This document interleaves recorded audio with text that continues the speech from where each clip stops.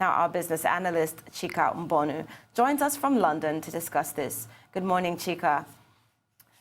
Chika, what would you say has led to the fall? Chika, what would you say has led to the fall in interest and similar income for Nigeria's two biggest lenders?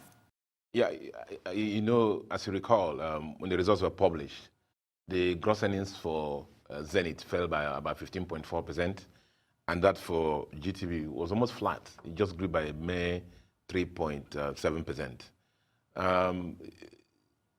Key to this flat or fall was the fact that their interest and similar income fell.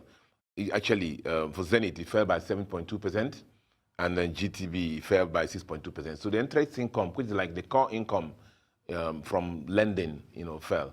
The reasons include the following. First of all, their loan books fell. Zenith fell by 13.1%, and GTB fell by 10%. So that's the first reason. Their loan books fell. The amount of loan they gave out over the year fell. The other thing was also the fact that the two banks aggressively implemented the IFRS 9, as you already know. And, remember in Nigeria, the Tier 2 banks were given 4 years to spread the impact of the implementation. But these two banks aggressively implemented the IFRS 9. And the impact hurt their net interest and similar income on their P&L. And the other thing also, of course, the country has been, the economic condition has been very, very, very poor. And you are lending money in Nigeria where the economy is bad. Who are you going to lend the money to? So there are very few credible obligors who are available for lending. So those three contributed to the fall in their net interest income. Well, how has each bank made up for those losses of income on this core line, Chika? Banks usually, when you have this kind of problem, banks usually try to ramp up when the income, their earnings from the net interest income and the similar income fall. What banks normally do is to try to ramp up their income on fees and commission line, other income line, and transaction fees income trading to compensate for the fall in the net income line. For Zenith, this was not to be really, because the net fees and commission line actually fell by 1%. Their trading gains actually again fell by 50%. And the other income line fell by 20%. So Zenith, the other income lines couldn't compensate for the fall in their net interest income. But their salvation lay in, they reduced the interest expense by about 3%. But most importantly, what happened to Zenith was that their loan loss provision fell by a whopping 80 billion. And this is what made them make the money they made. So out of the 232 billion before tax, profit before tax that Zenith published, 80 billion of it, almost 35% of it came from loan loss expense that they wrote off.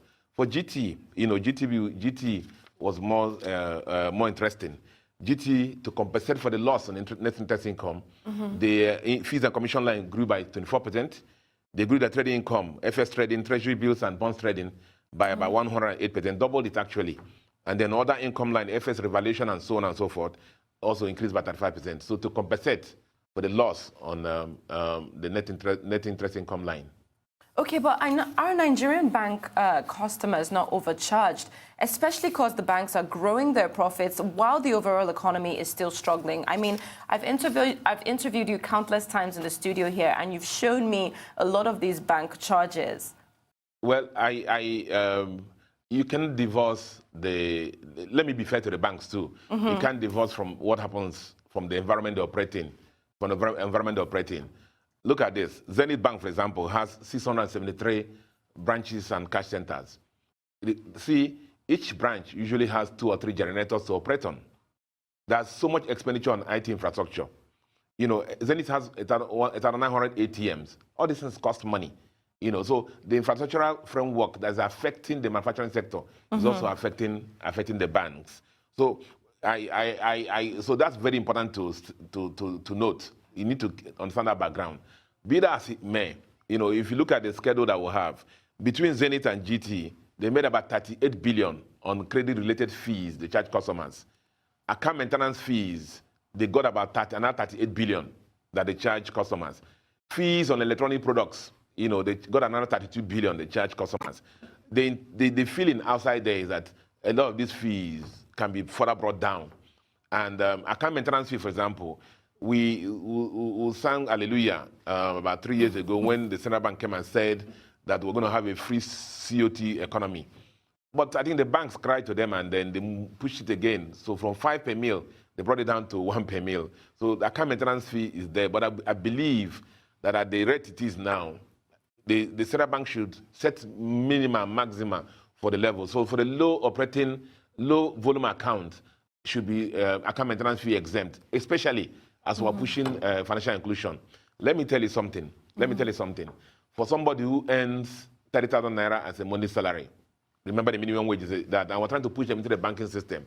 500 naira, there's a difference between the salary of 30,000 naira and when you tell him his salary is 29.5, because he have paid in through his bank and the bank charges have reduced that. Absolutely. So I believe that this has to be looked into, even as the banks are incurring their expenditure. I definitely understand and agree with what you're saying, that it's a ripple effect, but I think that some of those charges need to be looked into. Thanks so much for joining me this morning on the show, Mr. Chika. Arise business analyst there, Chika Mbonu.